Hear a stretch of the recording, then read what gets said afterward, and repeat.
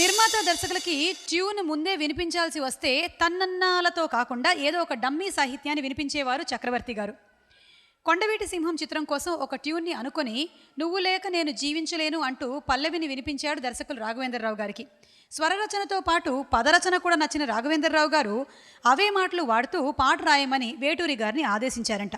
అంతే, వేటూరి గారికి కోపం వచ్చి వారం రోజులు చక్రవర్తి గారితో మాట్లాడడం మానేశారంట.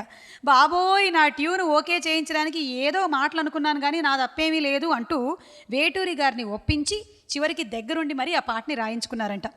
ఆత్మీయుల అలకల మధ్య పుట్టిన ఆ పాట నిజంగా ఆత్మీయతకి అద్దమే. బాలు గారు, సుశీల గారు పాడినటువంటి ఆ పాట ఇప్పుడు బాలు గారితో కలిసి పాడేటువంటి అవకాశం రావడం తన అదృష్టంగా భావిస్తోంది సునీత.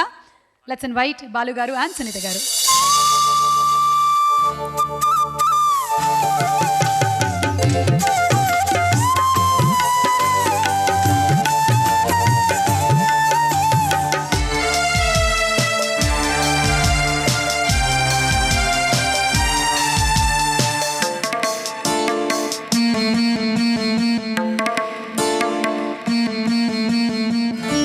మా ఇంటిలోన మహాలక్ష్మి నీవే, మా కంట వెలిగే గృహలక్ష్మి నీవే. సిరులెన్నో ఉన్నా చిరునవ్వు నీవే, నీ కంట తడిని నే చూడలేను. మా ఇంటిలోన మహాలక్ష్మి నీవే.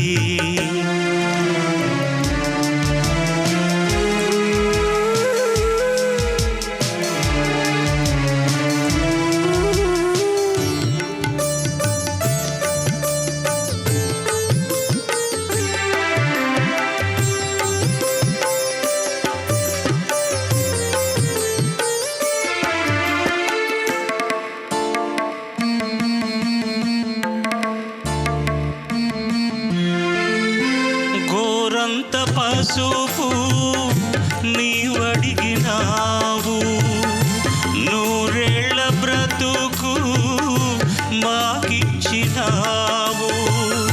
క్షణమొక్క రుణమై పెరిగింది బంధం, త్యాగాలమయమై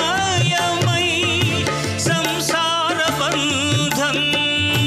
నీ చేయి తాకి చిగురించే చైత్రం, ఈ హస్తవాసే నాకున్న నేస్తం, అనురాగ సూత్రం. మా ఇంటిలోన మహాలక్ష్మి నీవే, మా కంట వెలిగే గృహలక్ష్మి నీవే.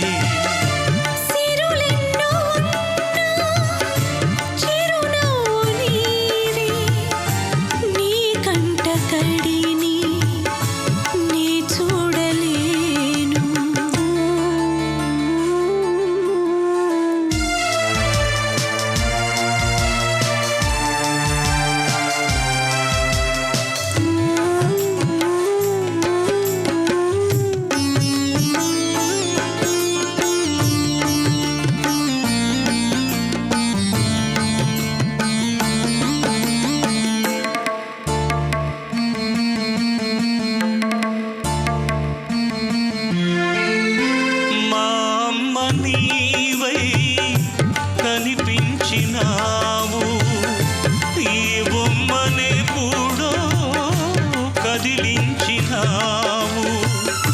నిన్ను చూడగానే పొంగిల్ది రక్తం, కనుచూపులోనే మెరిసింది పాశం. నీ కంటి చూపే కార్తీక దీపం, దైవాల కన్నా దయ ఉన్న రూపం.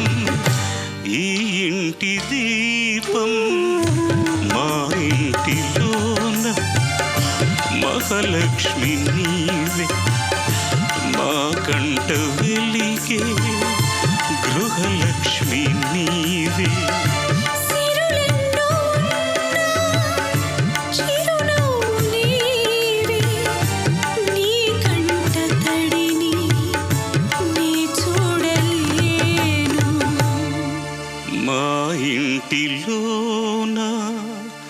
మహాలక్ష్మి నీవే మా కంట వెలిగే గృహలక్ష్మి నీవే.